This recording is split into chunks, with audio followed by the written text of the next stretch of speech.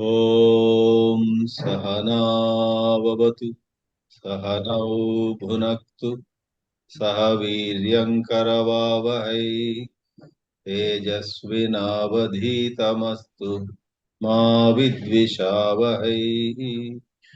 ॐ शान्ति शान्ति शान्तिः।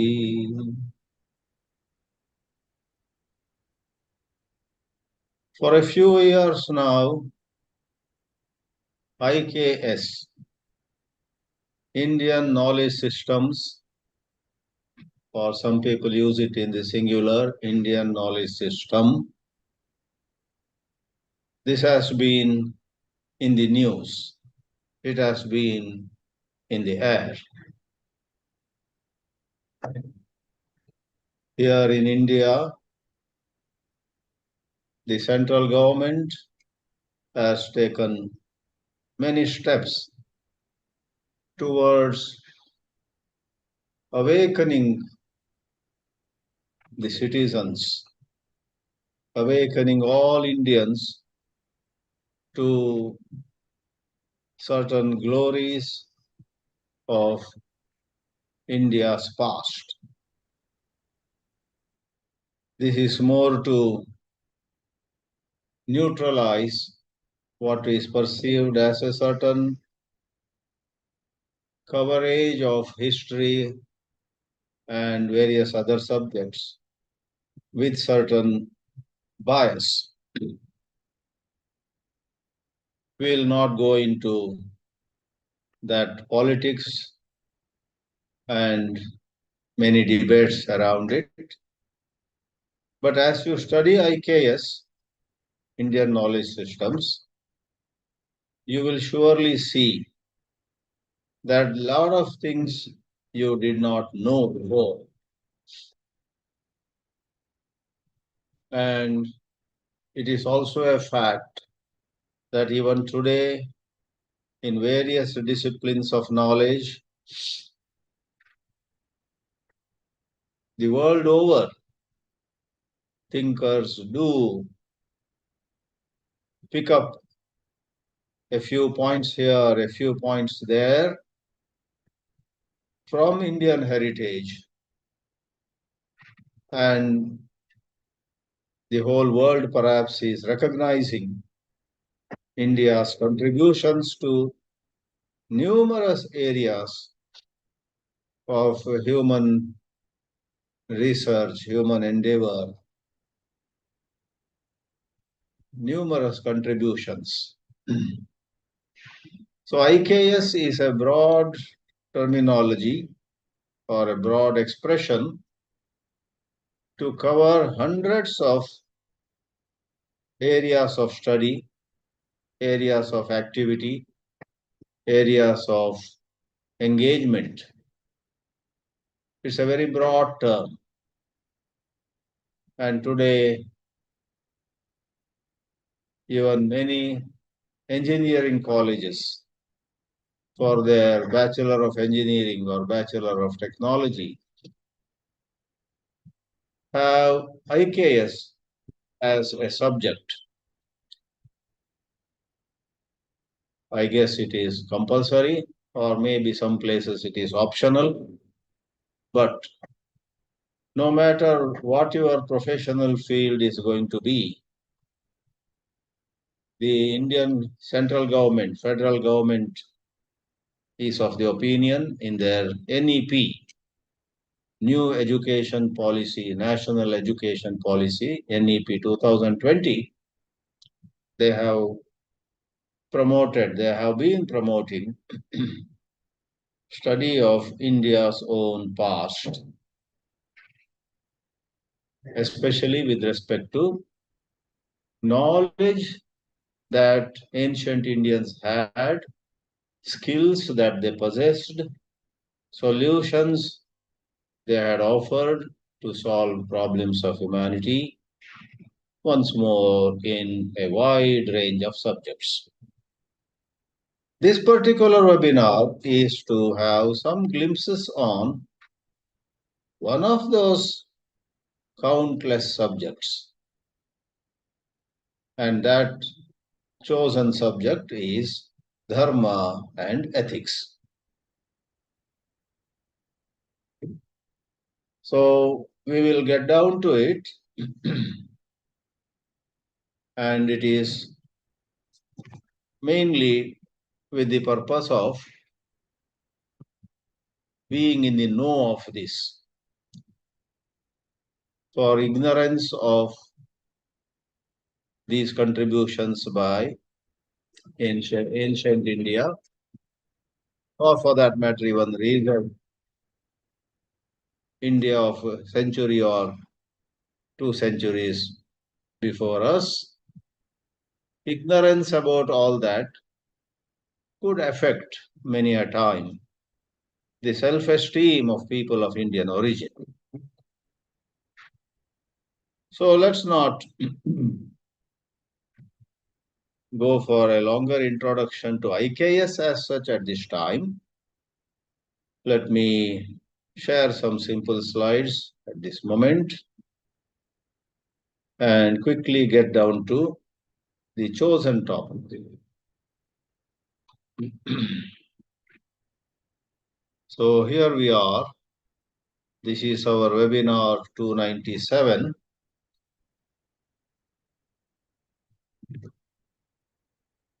Dharma and Ethics in IKS, Indian Knowledge System or Indian Knowledge Systems. It has been rightly remarked by some thinkers that IKS is moving now from margins to the center of classrooms and research. A whole lot of joint study also is being taken up. That is, experts in certain fields and experts in ancient India's works are joining hands at places. Hope to get more details about them later, but to give you just a little extra information or explanation, don't be surprised if in a few years to come, all centers of excellence, especially in India, whether it is law or medicine or engineering or languages or spiritual themes or philosophy, in all these departments, there would be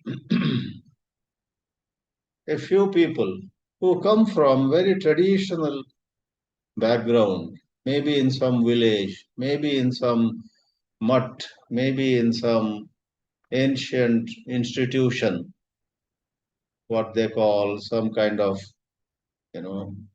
Institute of Oriental Studies and so on. These people were enclosed in those institutions, limited to those campuses.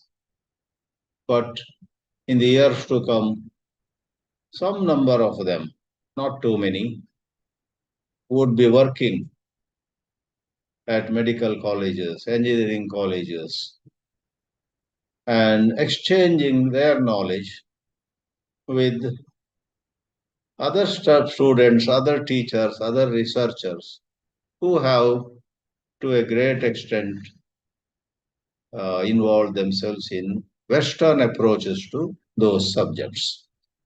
So it should suffice to say at this time that IKS has various prospects, one of them being it can become a bridge between the East and the West. It can become a bridge between the past and the present, extending to the future. IKS can be a domain which becomes an interdisciplinary study where even the knowledgeable people who may not know English or other languages of other countries shake hands with knowledgeable people who have mainly been studying in English, going by Western models. So, as the definition goes, IKS refers to the traditional knowledge and intellectual heritage of India. This broad field encompasses areas such as arts, literature, science, technology, medicine, and philosophy, and many more, and is promoted through government initiatives. Especially, there is a division under the Ministry of Education to integrate IKS with modern education and research. This third slide has no further explanation. A glimpse or a look at the pictorial representation itself shows that even martial arts, if judo or kung fu or karate, etc., of other countries have become known worldwide, why not various martial arts of India? In different states of India, there have been martial arts for self-defense and maybe sometimes for attack also. And as you know, astronomy, astrology, even varieties of games. Varieties of games were played with some ingenuity, with certain creativity, with certain unique charm about them. In architecture, in metallurgy, and of course, in music, in dance, and no mention needs to be done of yoga, Ayurveda, and the many philosophies that India welcomed, promoted, encouraged. Shankara came, the country rose to him. Ramanuja came, the country again rose up to him and said, "Welcome. You seem to make a lot of sense to us." Wow. Madhvacharya came criticizing both Shankara and Ramanuja. And large numbers across the length and breadth of India welcomed him wholeheartedly. Madhva philosophy, Dvaita, spread all over. So it's in numerous fields. This picture shows even some agricultural activity, some art forms, some meditation, and so on. So it's a fascinating field, especially for those of us who have certain intellectual curiosity about our own country, that is India's past, ancient past. And even today, you find the Indian mind, the Indian brain periodically makes news. Very young people, 12-year-old, 14-year-old, etc., make it to great universities, even in the West, get a PhD at a very young age and so on in maths and computer science, etc. So IKS is not somebody's fancy. I personally feel it is the need of the hour that IKS be, widely promoted. More and more people have certain glimpses of Indian knowledge systems. Now coming to the one among hundreds of the themes, hundreds of areas under IKS, we reflect a little on dharma and ethics. Each of these words, of course, has much meanings, and sometimes they intersect, sometimes they are very specific to particular domains of human activity. Dharma is a very broad term. Whatever holds, whatever supports is dharma. That which supports is dharma. Dharati and dharyate anena iti dharmaha is a much quoted definition of dharma.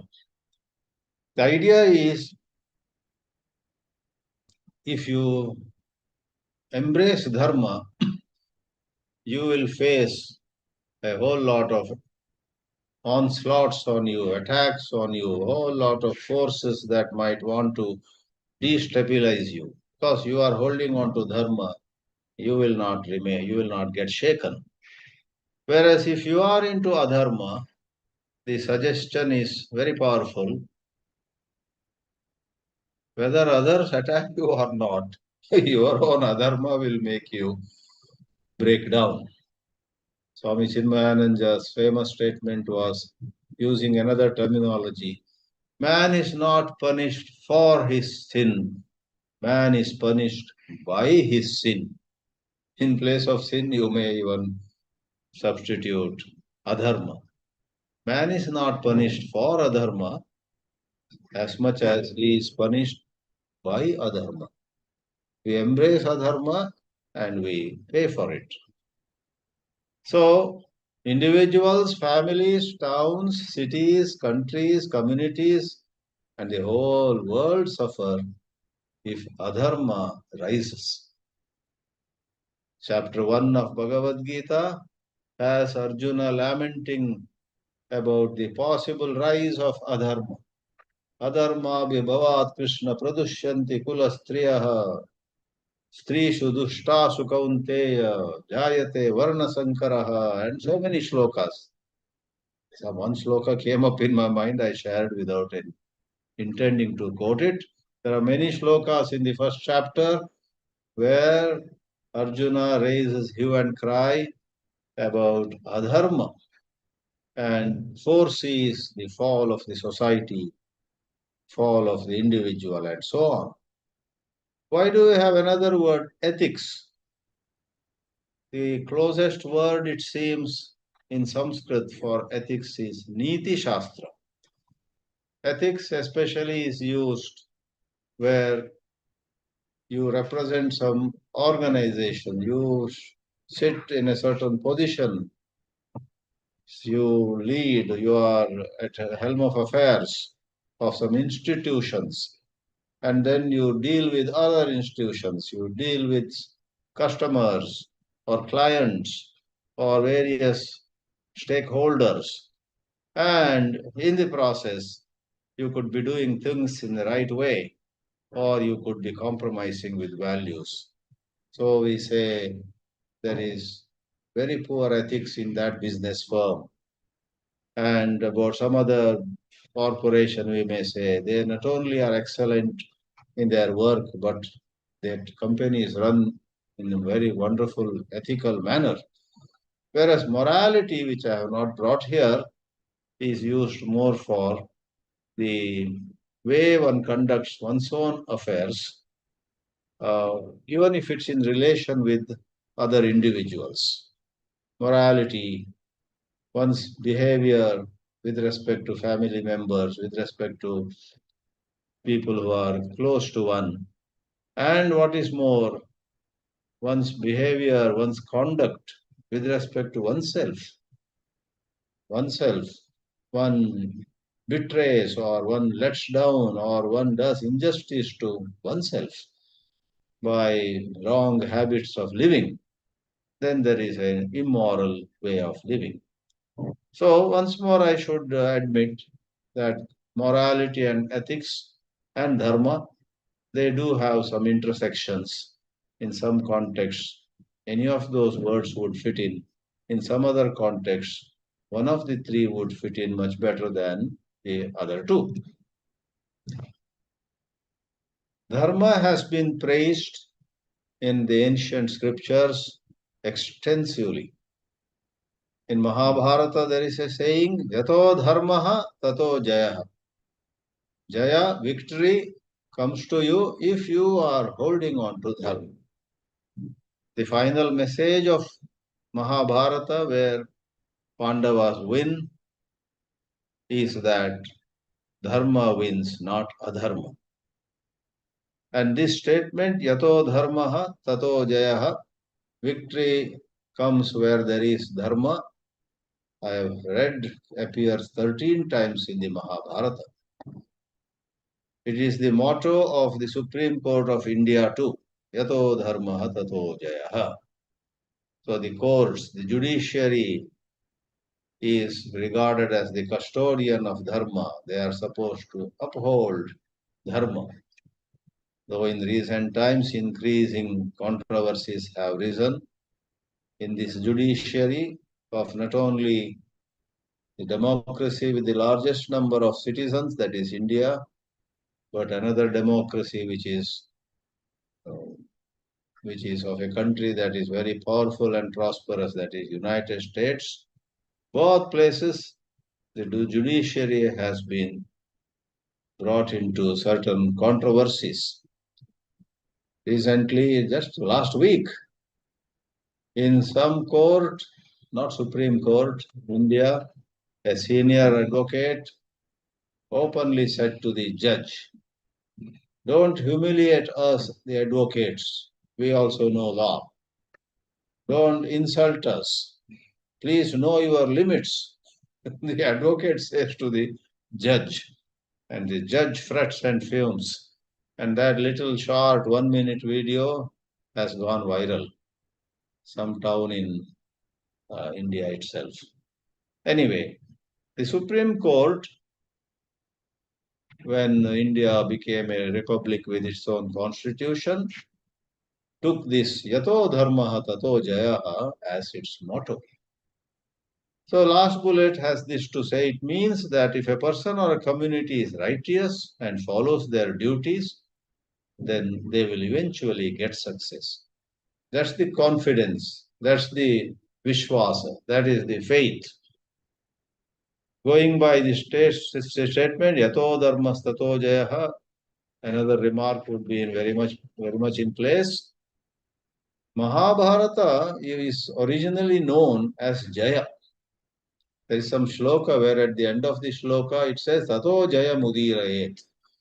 After saluting God, after saluting the great teachers, then you should speak on Mahabharata. Tato Jayam Udirayet. So instead of saying Mahabharatam Adhyapayet, then teach, then talk, then give discourse on Mahabharata after showing respect, reverence to divine entities and so on. The word used in that famous shloka is Tato Jayam Udirayet. In place of Mahabharata, the word Jaya is used. That's an example where it is confirmed that Jaya is another name of Mahabharata. Possibly Jaya was the original name of Mahabharata. All right. Plenty of material is available to define dharma, the dimensions of dharma, various aspects of or facets of dharma. There are countless shlokas or mantras or paragraphs on dharma. One of them from Yājnavalkya Smriti, which also is found in Manusmriti for that matter, is most quoted. It ends with the expression, dashakam dharma-lakshanam. These 10 are the characteristics of dharma. Dhritih, kshama, damah, asteyam, shaucham, indriya nigraha, dhir, vidya, satyam, akrodah, dashakam dharma-lakshanam. As you know, the smritis are basically called dharma shastras. 18 smritis, Parashara Smriti, Gautama Smriti, Yājnavalkya Smriti, Manusmriti, and so on. They are very ancient. Therefore, certain portions in these smritis need to be adapted. Some portions may have to be dropped also. Progressive spiritual institutions like Ramakrishna Mission, Chinmaya Mission, etc. do not go by some shlokas of Manusmriti at all, which have some caste discrimination. Whereas very orthodox and old institutions like Srangeri or Udupi, Srirangam or some other, they continue to go by every shloka of Smriti, but they too have a certain view that there should be no superiority or inferiority, there should be no dvesha, jati dvesha, varna dvesha, they have certain interpretations. That's a hornet's nest. If you disturb it, there are so many issues that come up.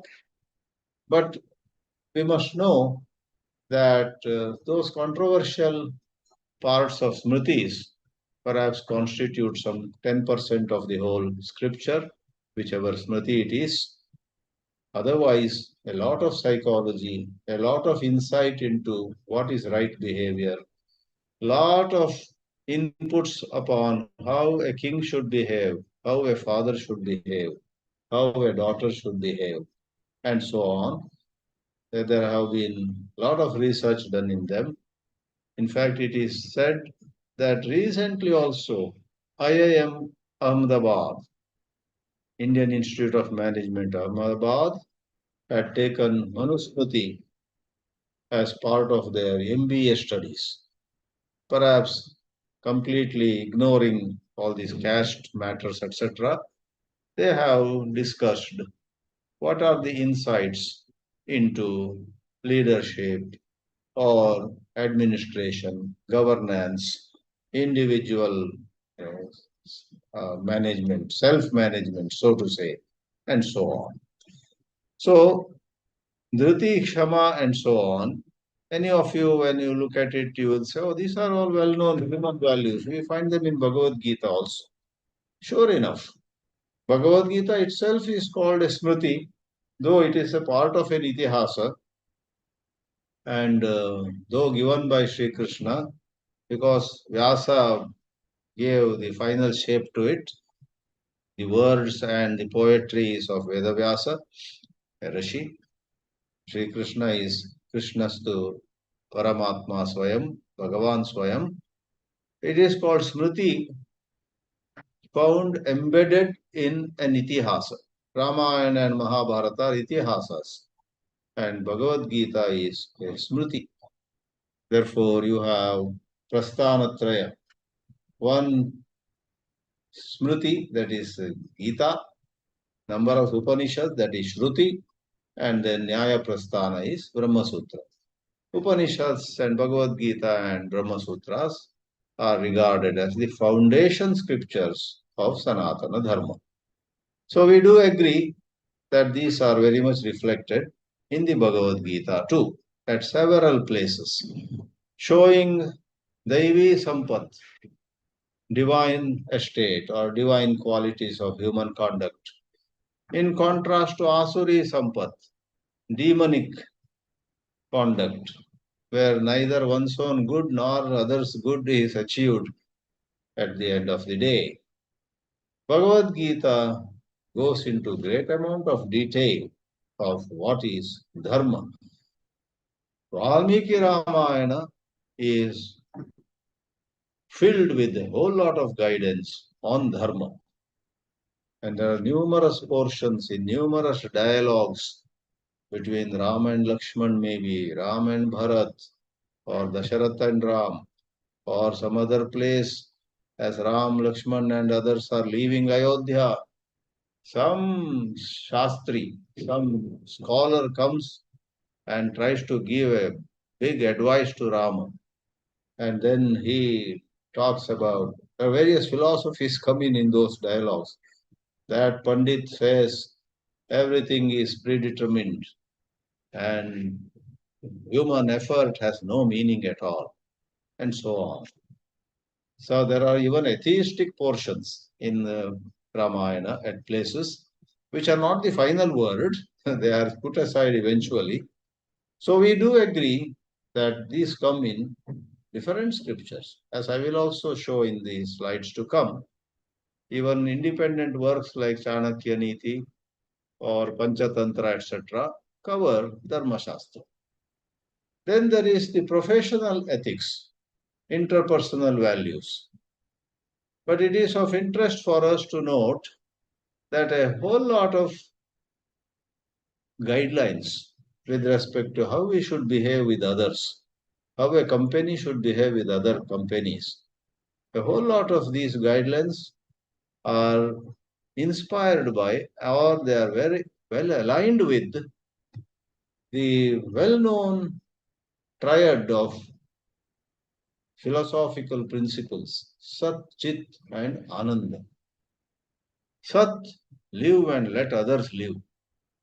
So in our relationships, we must find out. It appears that Venezuela and USA are running into a war now. I hope both sides keep in mind this principle of Sat, live and let live. Do we want to win and finish off another country? Either way, So everywhere between two families or between two countries, things get so worse.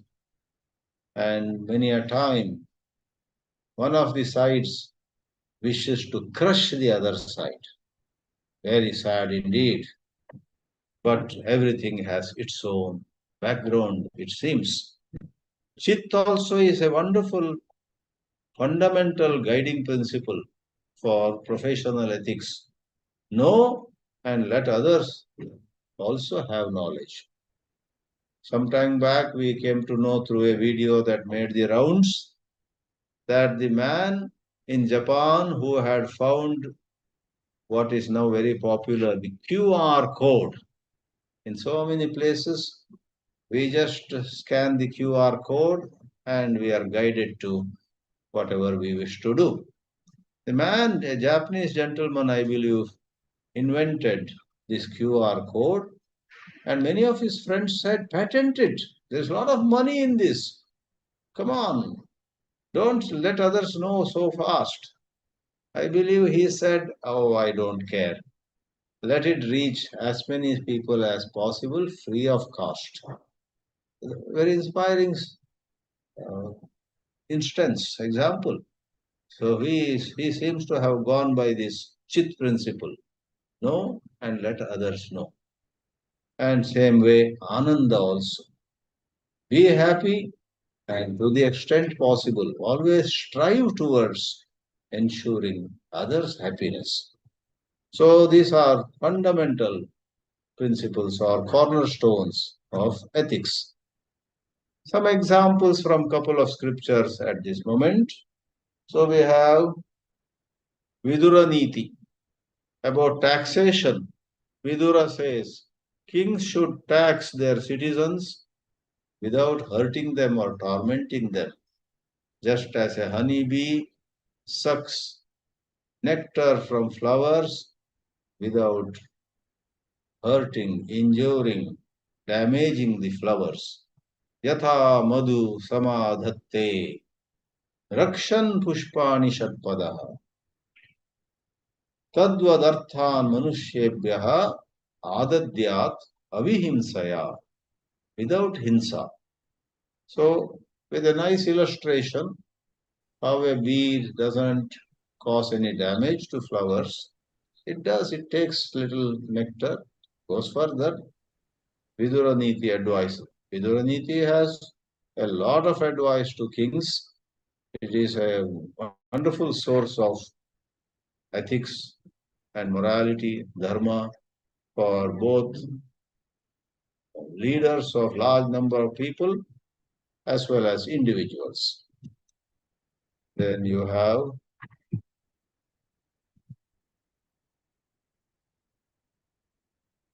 one last one from Vidura Niti.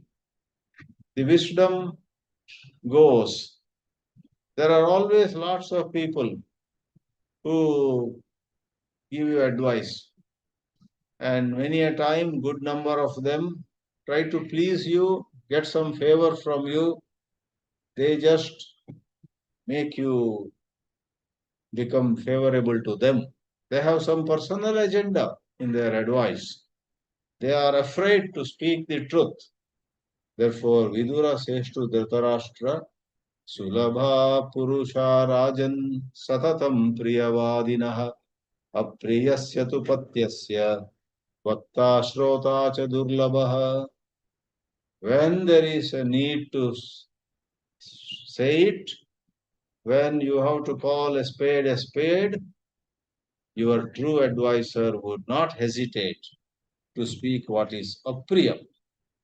Therefore, someone who speaks the unpleasant truth, which is good for you, patya, which is good for you, such a person should be your advisor, says Vidura Niti.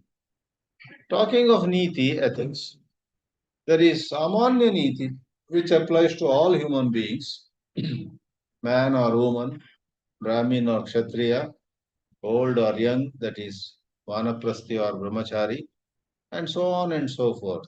Cutting across all sections of humanity, there is Samanya Niti, Satyam Vada, Dharmam Chara, and so on. And Raja Bhartrhari wrote Niti Shatakam. He hit, in a manner of saying in cricket language, he hit 3 centuries.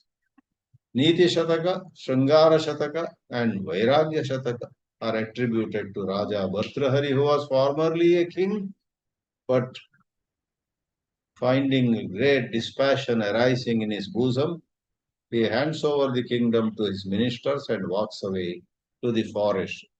That's how the story goes. Now, Rajaniti, as applied to leadership, otherwise, you can have, you know, ethics for parents, ethics for teachers, ethics for attorneys, ethics for businessmen, depending on professional field, depending on their station, their position in organizations. We can have different kinds of specific nitis. Samanya is common to all, and other section is specific. Now, in specific niti, we take Rajaniti.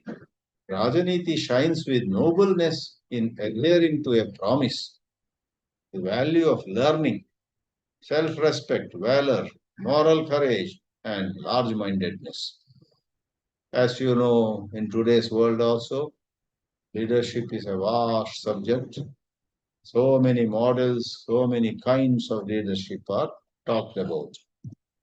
So the two nitis, while Samanya Niti emphasizes importance of industry, that is hard work, is a very individual trait. Whether people are watching or not, if you are true to yourself, you are honest, you keep your word, you work hard to deliver the goods. That is Samanya Niti. Traits of a true friend, contrast of the conduct of a virtuous and noble-hearted man with that of a selfish and petty-minded individual. These are all covered in Samanya Niti in various works.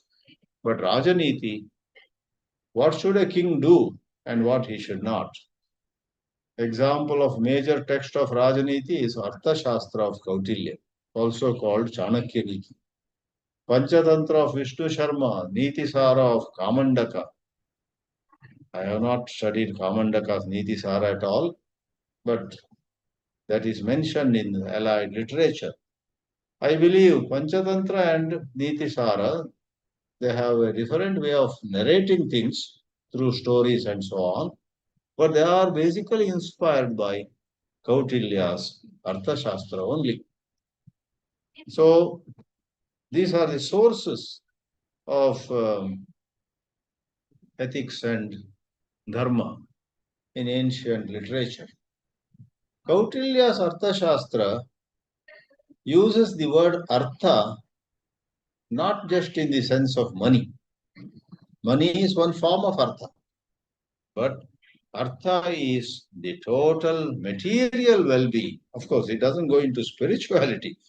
Total material well-being. Everybody should have enough to eat. Everybody should have enough to wear. Everybody should have good level of security, social security, individual security. So it's not just economics.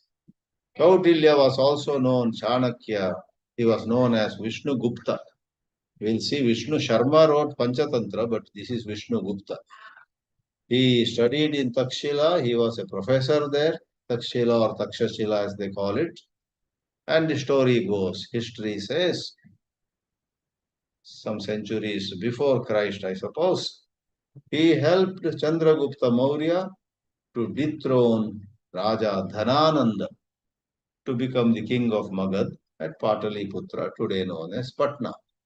So Chandragupta Maurya, in a way, was from the royal family, but he had been into bad times.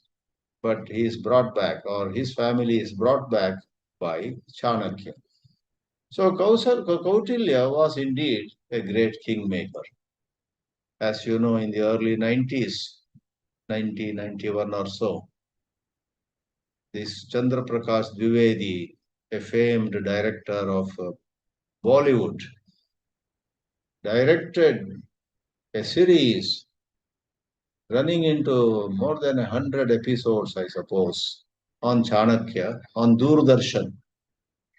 In 92, some of us used to sit around Pujya Swami Chinmayananji in Sidbari as he would watch Chānakya with great interest. I suppose they were recordings, during his leisure hours in the evening or after dinner, he would sit and watch, and he permitted some means 20, 30 people would somehow gather around it watching Chānakya, the serial, TV serial, just as you had Ramayana, Ramanand Sagar, Mahabharat by B.R. Chopra. You had Chānakya, director was Chandra Prakash Dwivedi, producer I don't remember.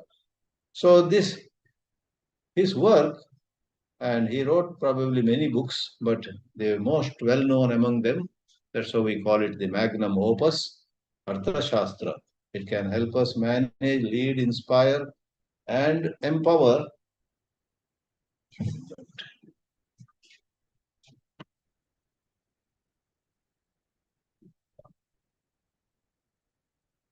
I didn't have a timepiece to see anywhere. Opened a curtain. All right. It can give us multifaceted advice or guidance. And I myself didn't know till recently when I had to present a webinar or make a presentation at a college in Mumbai when I studied, all this. Kautilya's Arthashastra had gone into oblivion for quite a long time, many centuries apparently. Nobody knew. And then in 1904, just about 120 years ago, it was discovered or rediscovered. They found it. In 1909, it was translated into German, and today you have numerous publications on Chānakya Niti. It has got, instead of calling them chapters, first of all, 15 books. And in those 15 books, a single book, but we call it book, meaning larger sections. You have 150 chapters, 180 topics. So internal matters of the state, external matters of the state, and then other matters. And he classified. So it's quite a terrific work indeed. He classified the government, and then he would advise the ethics and right ways for governance. Government is viewed as consisting of 34 departments. It includes Danda Shastra, punishment. I tell you, when you really get down to the nuts and bolts of governance and management and leading, etc., for many people, one of the unpleasant sides of it is punishing. Or in modern times, you hear of layoffs. Huge corporations, they lay off tens of thousands of people around the world. Lot of people who are drawing a good salary and had a good position just a month ago are into uncertainty. So I have met executives in companies who say we hate to do it, but we are made to call some of our employees and say you don't have to come tomorrow and so on. So whether it is dismissal or even some other forms of punishment, stopping a raise or demoting, whatever, Danda Shastra, Niti Shastra, they're all included in this Chānakya Niti. It would be of interest to study it, not just for some academic work, but to look at our own family, look at our own organization with wiser eyes. Statecraft, all comprehensive understanding of dharma. A king should ensure, Chānakya says, above all, the material well-being of his people. This counters a notion among a lot of people that Indian thinking, Eastern thinking is all inward, inward, inward. They only want moksha. Therefore, they neglected their material well-being. It's not true. Material well-being always ran to the front. Material well-being preceded spiritual well-being. However, for historical reasons and various political reasons, yes, the country called India slipped into a whole lot of chaos. It's all very tragic. It's all, some of them are, some plague and some other disease and some starvation, etc. When you read history, they were not managed properly at all by the British at times. The British had good side to them, they had some bad side to them. One instance which made me feel very bad was where I read a ship having a whole lot of supplies for starving people in India, especially in Bengal, I guess, was coming specifically to help out. And Winston Churchill ordered that ship to return to England. And he made some statements where he called the Indians to be just straw. They don't deserve, let them die like worms and insects. Some such statement he made. Look up, you may find it on the Google. So a whole lot of material losses, material, poverty rose from highly unfair and unjust decisions taken by rulers at times. Shashi Tharoor spoke at length about how much of wealth the rulers just took away. Huge, I don't know the figures, Shashi Tharoor's speeches or his books would have them. Huge amounts of gold were just taken out, shipped to England. And then the ruling country said, these Indians don't know how to live. They have no culture. They have no civilization. Their music is actually all cacophony. And their medical system is a bundle of superstitions. Religion, of course, is utterly superstitious. Whole lot of such material was promoted. Not all. There were some who actually understood the great side, good side of India even then. But a whole lot of such unfair treatment was meted out. So, if you go, that's how IKS has a certain importance. You find that the view of Indian seers had given what is due to material well-being. The Artha Shastra has the word Artha, and Artha means overall material well-being of people. So other Purusharthas, Dharma, Kama, Moksha, etc., depend upon Artha. So it is a distorted view which might apply to less than 1% of people. When you say, well, spirituality is the foundation, you be good in your japa, in dhyana, in your everyday rituals, rest of it will fall in place. That may be applicable to a very small percentage. 99.9% of people have to be told, you better take proper care of your finances, better take care of your bodily health, eat well, exercise well, and work properly, work hard, and your japa, tapa, etc., they have a place of their own. But first comes a sensible, character-based work life, overall life. That has been the philosophy in India, really speaking. So there are many more slides. I'll now quickly go over them. If there is enough demand, we may have one more webinar on this very topic, Dharma and Ethics, Part 2. So Chānakya said, land is very important, connected to Artha. For land's sake, you may have to go. He's not saying go on war meaning without any reason. But if somebody is trying to grab your land, you may have to go for war also. So art of war also was a topic covered by him. And on this we will not go in detail, but he had wonderful models. Sapta Anga Siddhanta. A whole governance involves 7 limbs, Anga, Sapta Anga. Sapta Angani, Sapta Angani.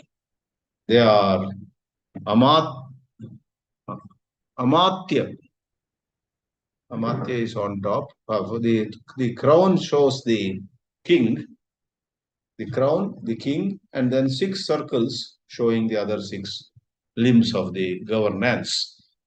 Amatya, minister, Durga, the fort, Janapada, the population, and Kosha, the treasury, Bala, the army, armed forces, and Mitra, inside and outside the country. Who are your allies? Who will stand by you in the time of a crisis? If the king is weak, the other 6 will eventually get weak. So he laid emphasis on the king having to be very alert. He should not be lost in enjoyment or some kind of narrow vision of life. And who is Amatya? In modern times, not only ministers, but ambassadors that we send to other countries, various advisors, regional governors. So a whole lot of bureaucrats, whole lot of foreign service, people, all of them come. And Chānakya uses the word Brahmana, but it is on basis of intellectual abilities, practical wisdom, balanced outlooks, etc. So you have Durga and Janapada explained in some detail. Bala, I already said, Bala, Kosha, Mitra is armed forces, treasury, and supporters, allies of a certain country. To mention quickly Panchatantra. Who doesn't know Panchatantra? Very interesting stories between animals. And among animals, a whole lot of, dharma, whole lot of intelligent behavior are all conveyed. As you know, Vishnu Sharmā, I believe, transformed the sons of a certain king who were not at all taking interest in living properly. He says, give them to me. And over a length of time, maybe 5 years, he actually told them stories and they got very excited. And through the stories, their intelligence was awakened. That's how we see. Hitopadesha is said to be by Nārāyana, but Hitopadesha and Panchatantra apparently have a lot in common. As the second bullet says, 25 of the 43 stories found in Hitopadesha are also found in Panchatantra. Therefore, you may say that these are similar works with some common ground and some differences. So that's about it for this webinar. Time for all of you to make a comment or ask a question and offer some constructive criticism. Let me stop the presentation. I'll open it if need be.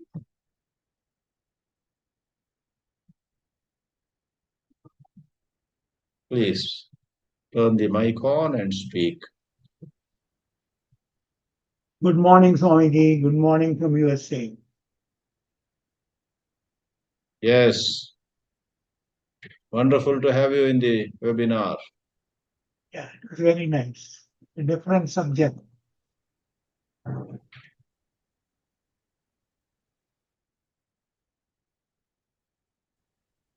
Swamiji. Yeah, yes, Mr. Hegde. I learned very interestingly while in Kengeri, Bangalore. My son and daughter-in-law told me that you have a niece there and you sometimes visit her.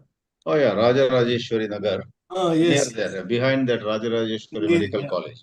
I come there sometimes. Yeah, so I told them, don't miss this opportunity. Next time when he comes, please organize a talk. It's a very big community, as you know. There are, so many clusters and all that. A lot of people are interested in this. So anyway, that apart, so they may trouble you sometime when I visit next. Oh yes, you The send your email ID. Already you are getting this yeah, information. I'm getting all this communication. Yes, I'll tell them. So yeah, Ah. they were both active. You are members in the Chinmaya mission here while in Mumbai. I see. Yeah. The other thing, Swamiji, is that Sri Krishna talks about concept. This is nothing to do with this talk, today's talk. Okay. Something, which is lingering on in my mind for quite some time. Sri Krishna says concentrate at the point between Yes. Guru or Madhye Pranam Aveshya Samyak. Yeah, yes. 6th chapter. Neutralize the incoming one with the outgoing one and the outgoing one with the incoming one. Correct. Now, as a devotee of Paramahamsa Yogananda, I've been practicing, this in this system. But long back, I had read in Swami Vivekananda's works that he says concentrate at the heart center, and his gaze faces downwards. Now, I had forgotten about that almost, but it's clear also while running through Ashtavakra Gita. There he says, Ashtavakra says, Hridaya Kuhara Madhye Angushta Matra, something he refers to that. Obviously, it may not be physical body, maybe, Antakarana or, maybe astral body. I don't know. I wanted some clarity on that. No, we as Vedantins would look at these as different forms of upasana. And upasana have variety, different approaches. And depending on personality type, a particular upasana appeals more to particular people. Among two brothers, sons of the same mother, one may like meditating Dhruva Madhye, another may like meditating in the heart. These are all Purva Sanskara, Purva Vasanas. But Vedanta says as you rise higher and higher, it's all about gaining greater purity of mind. And then it is a totally different ball game. It is about knowing your true nature. These are models which are relevant, very relevant on lower planes. And we are at lower planes. We need to go by a certain model. Just like Ishta Devata, some say we worship Shiva, he is the greatest. Some say Vishnu is the greatest. Some say Devi is the greatest. We say, yeah. So find out, be true to yourself, be honest, and go ahead. But on a higher level, it is one Brahman which appears as Vishnu or Shiva or Devi. But we are not yet qualified to go straight to that level. We better be true to our Ishta Devata and do daily upasana and gain a higher level of Chitta Shuddhi and Chitta Ekagrata. Yeah. Thank you, Swamiji. Welcome. Prasad Vepa has something to say. Hari Om Swamiji, very wonderful seminar as always. So I have a question. I guess it's from the 3rd chapter. This is on the topic of Swadharma. Swadharme Nidhanam Shreyas Paradharmo Bhayavaha. So Krishna is advising Arjuna so that he picks up his duty as the prince. And so in that context, what is your true dharma is fairly straightforward and obvious. But for an average person, how do we know our swadharma? You have any guidance, or can you point to things either in the Gita or else other shastras as to how we can get a better idea and some guidance on what is our swadharma?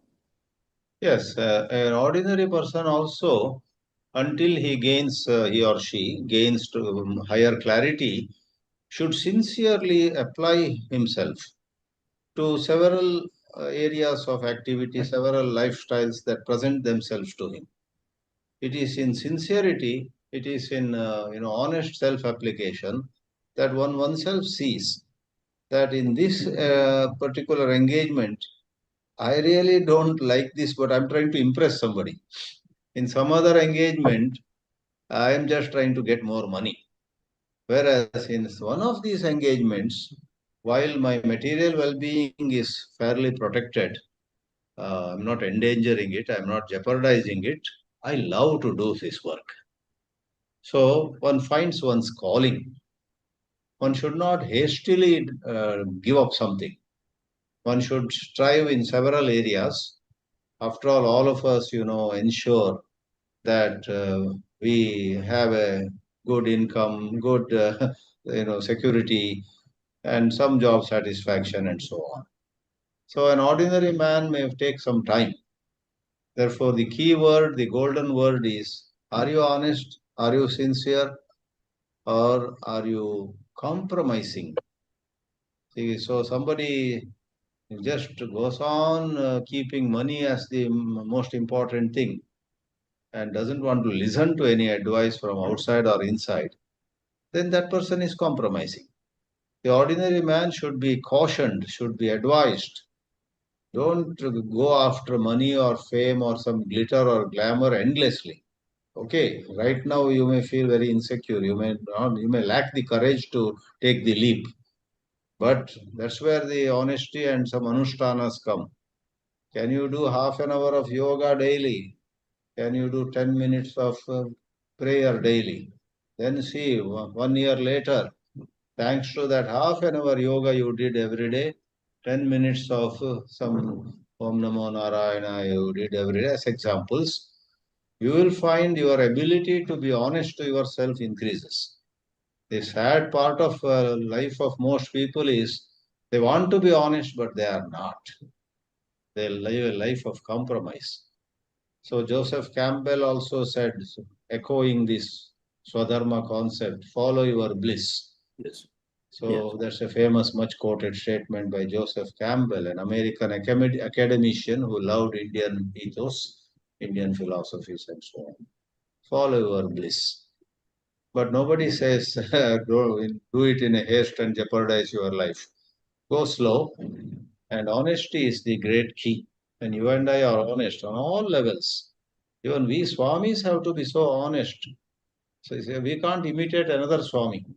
The Swamis also have so much variety, Some Swamis may be after numbers.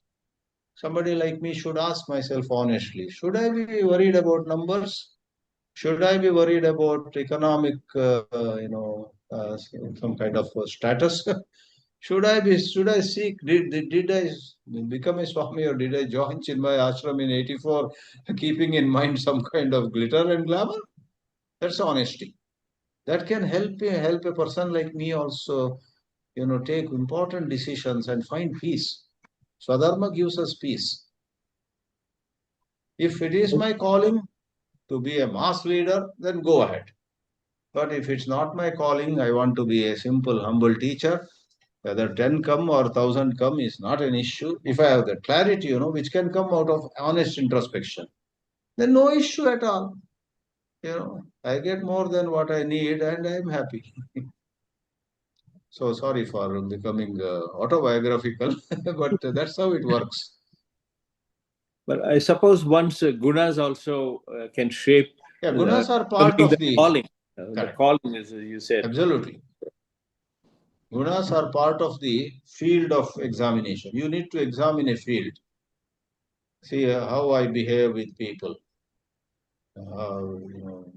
A singer, he loves to sing. He not only loves to sing, he loves to sing before thousands of people. So he examines his happy moments, his moments of losing himself in his work, right? Then if it involves a large number of people, good flow of money too, and he wants to set up institutes of music and so on. These days, offline, online. I know one flute player who is even now in Chinmaya Mission very much, at least connected. Online he teaches flute to, I don't know how, some number he said, 5,000 people around the world, Africa, Australia, etc. every day learn flute from him because everything is automated, The contact hour is not needed. Only at a certain juncture he himself may come to the screen. Otherwise, they learn flute. So some people have that guna, It's a certain rajas with sattva. There's nothing wrong about it. Rajas with sattva can help out, go, expand and do a big job. Whereas that absence of certain rajas might make you study more, go deep, but not care so much about expansion of an institute, expansion of your enterprise, etc. So you are very right. Sattva, rajas, and tamas are at play. So the honest question is, do I believe I am sattvic or am I really sattvic? An honest question. One of us may discover, all my life I thought I was sattvic, but actually I am tamasic. One may discover a very, very disturbing self-discovery. Then you better increase your asana pranayama and get rid of that tamas. So many sattvic people have loads of tamas in them, incidentally. Thank you, Swamiji. Welcome. Swamiji, there are some Yeah, questions. several comments on the text, right? I will try to. I am very poor in being brief, but I will try to be brief. So let me expand this.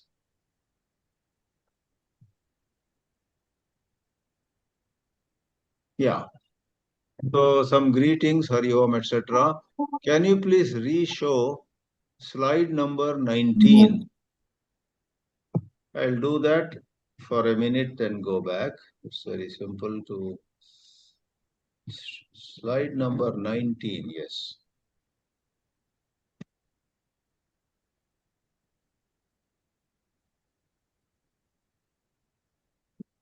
Here it is. This shows Durga fort and Janapada territory. I wrongly said Janapada is population. It's territory. Yeah, I'm sure you took a quick shot of it. Anyone who wants this PowerPoint, write an email to hawaiiforum@yahoo.com. We'll be happy to send that whole PowerPoint set.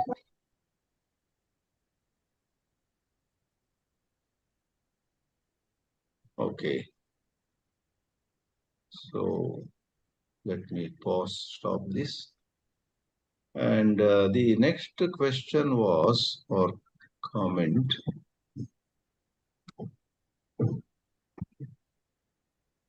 There is Bhagavata dharma of the devotee too. Dharmasya hi apavargasya shlokam of Bhagavatam.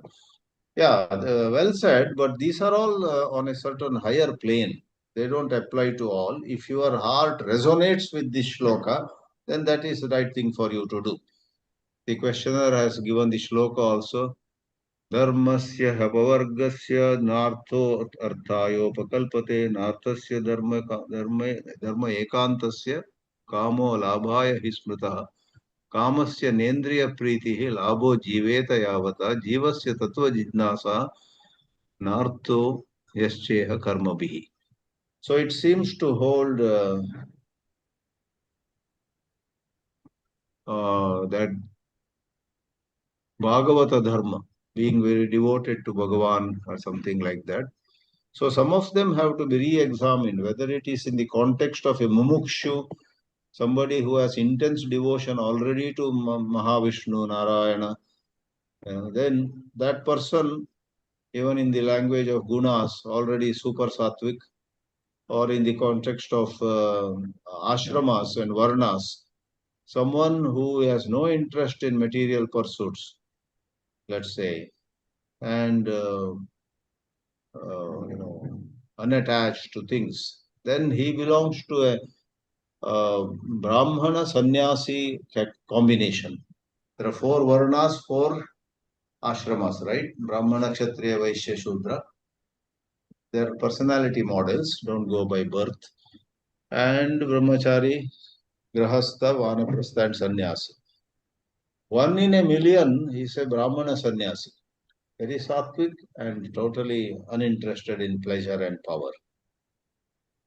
For them, that Bhagavata dharma of complete surrender to Mahavishnu is advised. So whether that is the context, we may have to check. I am not an expert in Srimad Bhagavatam. You may please check again what is the context. Who is? For example, matter is so simple. What Sri Krishna advises Arjuna is so different from what Sri Krishna advises Uddhava in the Ekadasha Skanda. Because Uddhava is of a different adhikara. Uddhava is highly advanced spiritually, highly sattvic, full of spirit of renunciation. Arjuna was not so. Therefore, dharma, what one must do in life, how one must go ahead, depends much on the personality of yours at that point of time. Then AR has asked, made two comments. Sequence of dharma, artha, kama, moksha is important, although artha is important to make sure the wealth is not gained using adharma marga. True. Request you to have part 2 as a continuation of topics covered here, and okay, done. Not immediately, maybe within a month or two, I will offer a second one. I will myself review my present slides, and I will myself try to identify what might need more explanation, elaboration, what might be a lacuna in this set of slides. I myself, in fact, today I felt in the afternoon that these slides suddenly go a little more than necessary to Chānakya and his Chānakya Niti. A little bit of diversion from dharma and ethics as such. So we will have a part 2, surely. I think the Swamiji? comments please go ahead. May I? Yeah. One, it is most like Hari Om, Swamiji. It's most likely a comment or a question, like dharma and ethics go hand in hand, right? Like there is that a fair thought process? Yeah. And also I need some help.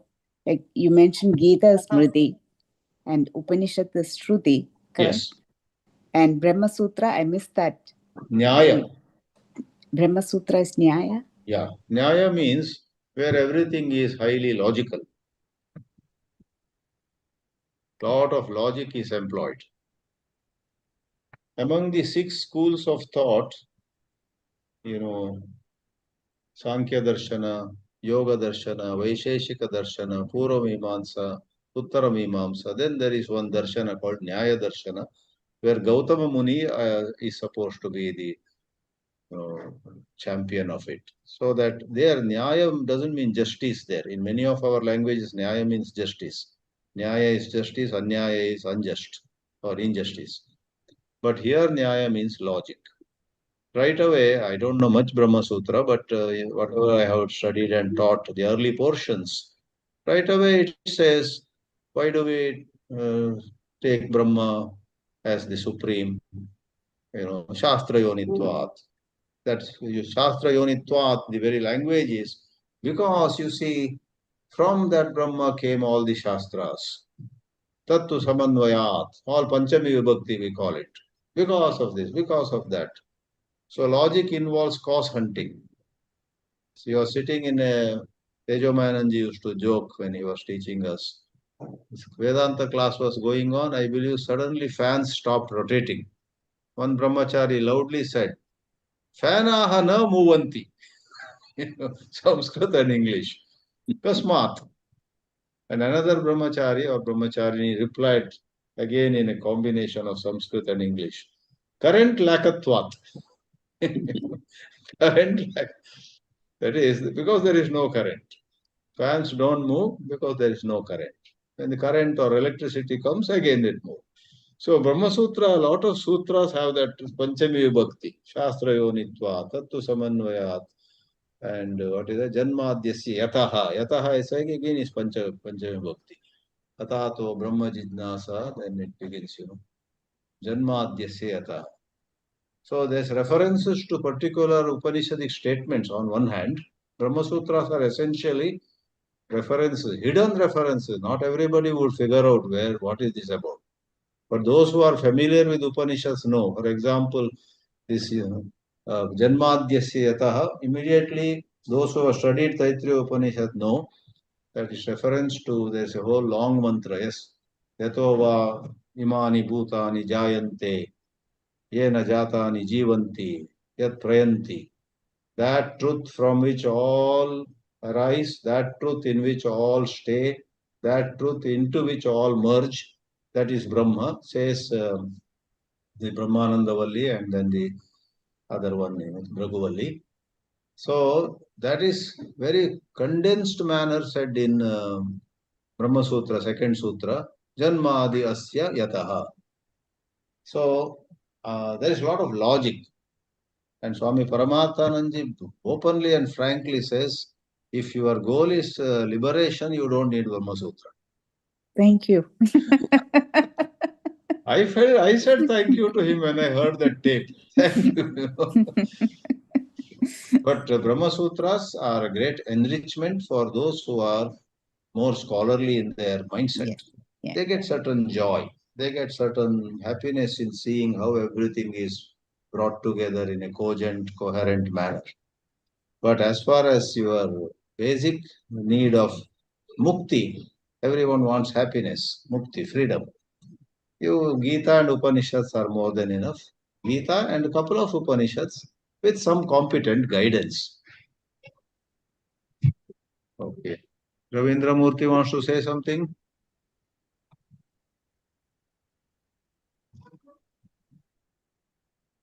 Not, perhaps not today. Anyone else wishes to say, or let me once more check on our share what it is. What is this text box? Pranam Swamiji. Pranams to all. Yes, I Ravindra just Murthy. wanted to share here. Please, Anyone go else on. wishes to say, or let me once more check on our share. Sorry, there was some double voice. Now, please speak again, Murthy. What is this text box? Swamiji. Pranams to all. Yes, Ravindra Murthy. I wanted to share here. What's happening? Wishes to say, or Yeah, I Are think you there hearing is some some other problem voice, with the some audio. I recording? hope you'll forgive me for this. Sorry, there was some double voice. Yeah, let me. I hope it's better now. What I wanted to state was Sri Krishnaswamy Iyer, in his book Science of Reality, makes a very profound statement that touched my heart. There he says Advaita Vedanta provides a perfect philosophical framework in which morality and ethics work, because when we see that self is all and all is self, it is self-evident that self cannot hurt self. Wow. Morality in its most basic structure, if you will, asserts do not hurt others. And Vedanta, recognizing the one self pervading all, provides the perfect philosophical framework. That was his contention, and it struck a very deep chord with me, and I just wanted to share that with the group. Beautiful, and you. yeah. It's Thank something you. similar to that. Satchit Ananda. Like it's a better elaboration on that. You are Satchitananda, I am Satchitananda, she is Satchitananda, everybody is Satchitananda. Therefore, that unity. Go ahead. Yeah, you are saying some more words on that. Please go ahead.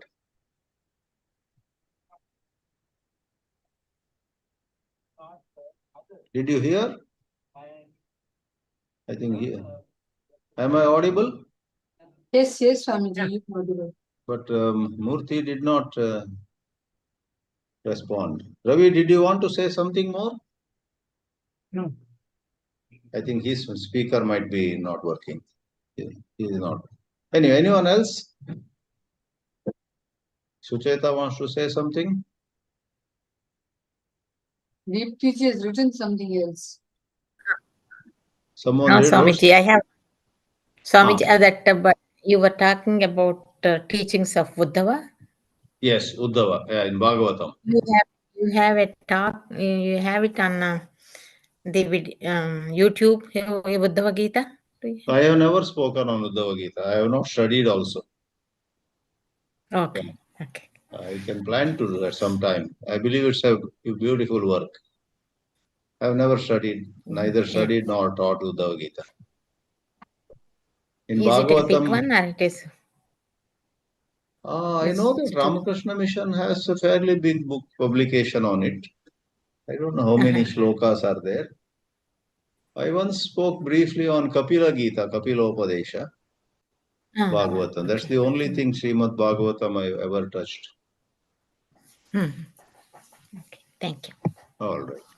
So Deepti again says, Janmadhyasya yataha is also how Bhagavatam starts too. Oh, yeah. Right, that Chatushloki or something, yeah. Common factor with Brahma Sutram looks like, based on what you mentioned, means a Bhakti Grantha and a Nyaya Shastra have a common shloka. Vyasa writes both, of course. But interesting. Yeah, you are right. Therefore, people like Tejomayananji often say, Srimad Bhagavatam is a Vedanta Grantha, they say. And many others, there's popular notion that Bhagavatam is just Bhakti only. But he rightly says that there is a lot of Vedanta in Srimad Bhagavatam. And no wonder you also, referring to Deepti, showed or you recognize some common ground. Janmadhyasya, there's some famous shloka starting like that in Bhagavatam. And here Brahma Sutra, the very second sutra has that Janmadhyasya yataha. Janma, birth, and sthiti, and then laya. Stays and then dissolves. Jayate, tishtati, then viliyate, etc. Srishti, sthiti, laya are meant by Janma Adi. Okay. So if there are no other comments, let's bring this session to a close. 2 weeks from now, I will not mention the name of this presenter. He is attending this session. There is going to be an interesting topic. Appalam song of Ramana Maharshi. Appalam or Happalam is papad, Yeah. Ramana Maharshi put a lot of, Advaita Vedanta and spiritual teachings in a song on the papad. When you have a meal, you have to take a papad, right? Tamil is called Appalam, Kannada we call it Happalam, Papad. So there's a Papad song by Ramana Maharshi, originally in Tamil. English and other translations are available. What do we call it in Malayalam? Papad? Appalam? Pappadam. Pappadam. Pappadam. Yes. See? Very similar words. Telugu, Sucheta can tell us. Telugu, what do you say? Appadam. Appalam. Appadam. Very similar. So, all over the country, it is a papad, Lijjat papad or something became very popular at one time. So, there's a papad song by Ramana Maharshi. November 2, don't miss it. It is, and I'll request the presenter to play the Tamil version also for 3-4 minutes. It is a song. I have heard it several times, the Tamil version itself. Okay. So, okay then. Good night to everybody in India and a good day to all in the West. Hari Om.